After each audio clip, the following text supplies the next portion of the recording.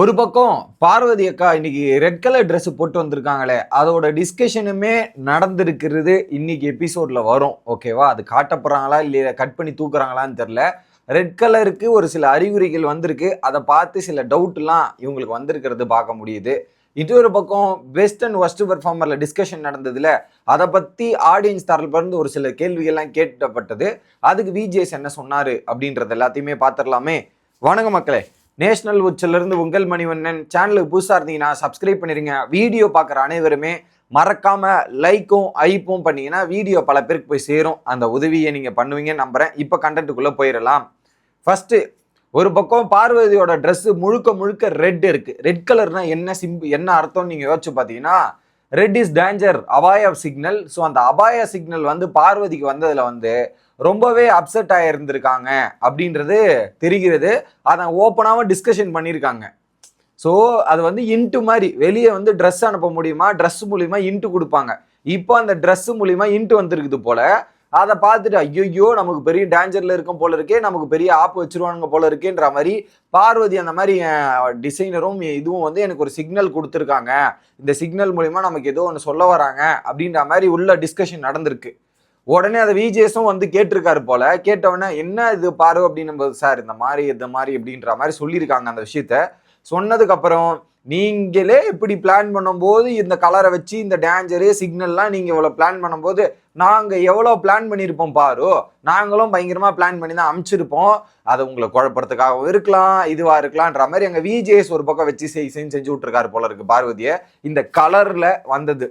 இப்போ ஆக்சுவலா என்ன பண்ணுவாங்கன்னா, இந்த கலர் உள்ள அமிச்சாலுமே டீம் என்ன பண்ணுவாங்கன்னா, அதுல மாத்தி மாத்தி ஷஃபிள் பண்ணி, ஸோ ஒரு 3 வாரத்துக்கு முன்னாடி அமிச்சது இந்த ட்ரெஸ் வந்து 2 வாரத்துக்கு 3 வாரத்துக்கு முன்னாடி வருதுன்னு வச்சுங்களேன். அதை வந்து அந்த ட்ரெஸ்ஸை ஓல்டு பண்ணி டீம் வேற ட்ரெஸ்ஸை மாத்தி அனுப்புவாங்க. அந்த ட்ரெஸ்ஸை வேற ட்ரெஸ்ஸை மாத்தி அனுப்புவாங்க. ஸோ 3வது வாரம் வந்தது 6வது வாரம் அனுப்புவாங்க. ஃபார் எக்ஸாம்பிள் பாசிட்டிவா இருக்குதுன்னா அது அவங்களுக்கு நெகட்டிவா போற டைம்ல பாசிட்டிவ் அனுப்புவாங்க, பாசிட்டிவா இருக்கிற டைம்ல நெகட்டிவ் அனுப்புவாங்க. இந்த மாதிரி நிறைய விஷயங்கள் இருக்கும். குழப்பி விடுறதுக்கு தான், உங்களோட கேம் உடைக்கிறதுக்கு தான். நீங்க சிக்னல் பிளான் பண்ணும்போது அவங்களும் நோட்டீஸ் பண்ணி அந்த சிக்னலுக்கு ஏற்ற மாதிரி உள்ள அனுப்புவாங்கல்ல. இது இப்போ மட்டும் இல்ல, எல்லா பிக் பாஸ்லயும் நடக்குது, எல்லா பிக் பாஸ்லயும் இருக்கு. அதுக்கேற்ற மாதிரி டீமும் பிளான் பண்ணுவாங்க. நீங்க என்ன பண்ணுவீங்க, வீக்கெண்ட் ட்ரெஸ் இன்னைக்கு வருது, நீங்க ரெட் கலர் கொடுத்து அனுப்புறீங்க. ரெட் கலர் மூலியமா பார்வதிக்கு சிக்னல் போதுன்னா அந்த ரெட் கலரை உள்ள அனுப்ப மாட்டாங்க. ஸோ பார்வதிக்கு சிக்னல் போகுது, இதை ஹோல்டு பண்ணுங்க, ஸோ வேற எதனா ட்ரெஸ்ஸை கேளுங்க, அந்த ட்ரெஸ்ஸை வந்து இப்போ அதை அமுச்சிட்டு ஒரு 3 வாரம் கழிச்சு அந்த ரெட் அமுச்சு விடுங்க. அந்த நேரத்தில் உங்களோட நிலைமை வந்து பாசிட்டிவா இருக்கலாம், நல்ல ரெஸ்பான்ஸா இருக்கலாம்.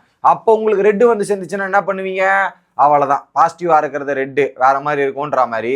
ஸோ அங்கே நீங்க ஏதாவது ஏடா உடமா பண்ணி மாட்டிப்பீங்க. ஏடா உடமா நல்லது பண்ணிட்டு இருக்கும் போது இப்போ பாருங்க, இப்போ ஒரு ட்ராக் பார்வதியோட ட்ராக் கொஞ்சம் நல்ல இதுல மாத்திர டைம்ல ரெட் வந்தோடனே மாட்டிப்பாங்க. ஸோ இந்த மாதிரி நிறைய சிக்னல்ஸ் இருக்கு. இது மட்டும் சிக்னல் இல்லை, பிக் பாஸ் வீட்டுக்குள்ள நிறைய சிக்னல் சீசன் பை சீசனா நடந்திருக்கு. நீங்க சீசன் 7 எடுத்தீங்கன்னா ஜோவிகாக்கு சிங்கம் சிங்கிளா தான் வரும் அப்படின்ற டிஸ்கஷனா இருக்கட்டும். அதுக்கப்புறம் நிறைய அவங்க ஜுவல்ஸ் மூலியமா, ஸ்பான்சர்ஸ் மூலியமா, கொலாபரேஷன் மூலியமா இந்த மாதிரி சிக்னல்ஸ் வருவது உண்டு. போன வாரமே பாத்தீங்கன்னா ரெட் கலர் சிக்னலு, என் ஒய்ஃப் ஏதோ எச்சரிக்கிறா அப்படின்ற மாதிரி இவர் சொன்னார்ல, ஐயோ பிரவீன், அந்த மாதிரிதான் இது எல்லாமே. ஒவ்வொருத்தரோட சிக்னல் ஒவ்வொரு ரீதியில வரும். அதை பேஸ் பண்ணி புரிஞ்சுக்கிறது தான் பிக் பாஸ் டீமும் அதுக்கேற்ற மாதிரி பிளான் பண்ணி சில விஷயங்கள் சொல்றாங்க. பார்ப்போம் இந்த வாரம் பார்வதியோட கேம் பிளே எப்படி இருக்கும் அப்படின்றது. ஏன்னா எல்லாமே கோஇன்சிடென்ட்டா மேட்ச் ஆயிடுச்சு. இப்போ ஒரு பக்கம் பார்வதிக்கு அந்த அடியா இருக்கட்டும், இந்த ஆபாச குறியீடு அடியா இருக்கட்டும், இதெல்லாம் ஒரு பக்கம். இந்த வளர்ப்பு மேட்டர்ல வாங்கின அடியா இருக்கட்டும், இதை மாதிரி ஒரு பக்கம். இப்போ இந்த ரெட் கலர் சிக்னல், இப்போ எல்லாமே இப்படி வரும்போது பார்வதி ஒரு குழம்பி போன மனநிலையில் இருப்பதற்கான வாய்ப்பு இருக்கு. அடுத்தடுத்த மூவ்ஸ் வந்து அவங்க எப்படி எடுக்கிறாங்க, எந்த மாதிரி நகர்த்துறாங்கன்றது வெயிட் பண்ணி பார்க்கணும் மக்களே. இது ஒண்ணு, அது ஒரு டிஸ்கஷன் வந்திருக்கு. அடுத்து பெஸ்ட் அண்ட் ஒஸ்ட் பெர்ஃபார்மரை பத்தி டிஸ்கஷன் பண்ணி பண்றாங்களே, இதெல்லாம் பண்றாங்களேன்ற மாதிரி ஆடியன்ஸ் தரப்புல இருந்து கேள்வி கேட்டிருக்காங்க. அதுக்கு விஜேஎஸ் ஒரு விஷயத்த பண்ணி அது பண்ணலாங்க, பிரச்சனை இல்லைங்கன்ற மாதிரி அதுக்கு சப்போர்ட் பண்ணி பேசி இருக்கிறதா தான் நமக்கு தகவல் வருது. இப்போ இதே 2 வாரத்துக்கு முன்னாடியோ என்னமோ இந்த மாதிரி நான் ஓட்டு வைங்க, இப்படி பண்ணாதீங்க, இதெல்லாம் பண்ணாதீங்க, கரெக்டா பண்ணுங்க அப்படின்னு சொன்ன விஜேஎஸ் நம்ம பார்த்திருந்தோம். இப்போ வந்து இதை வந்து நியாயப்படுத்தினா அது எப்படி சரிப்படுத்த முடியும்?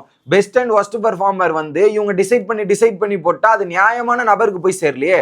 எவன் உண்மையா உழைச்சிருக்கானோ, உண்மையா வேலை பார்த்திருக்கானோ அவனுக்கான கிரெடிட் போய் சேர மாட்டேங்குது. இது டோட்டலி அன்ஃபேர் ஃபார் மீ அப்படின்றத நான் ஓப்பனா சொல்லிக்கிறேன்.